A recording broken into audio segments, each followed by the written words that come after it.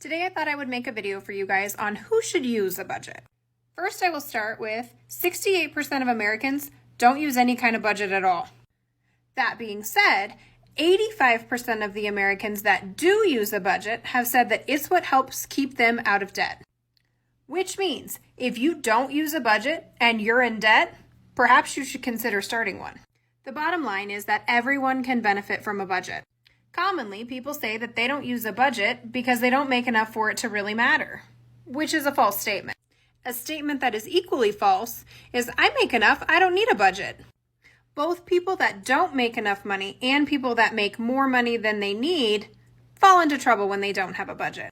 Not having a budget often leads to impulse buys. So if you're someone that doesn't have enough money to pay their bills and you're impulse buying things, you're now going to have even less money to pay your bills.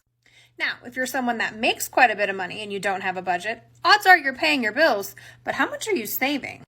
Believe it or not, the people that make quite a bit of money are actually the ones that don't have very much in retirement.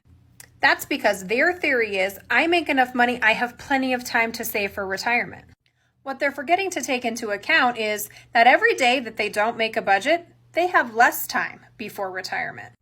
Typically, after you've been in a lifestyle for a really long time, it's difficult to change. Meaning, if you've always had enough money and you've never made a budget, when you retire, you're probably not going to start one. These are situations where people often suddenly end up in debt and they can't figure out how it happened. So the bottom line is, everyone can benefit from a budget. It does not matter how much or how little you make.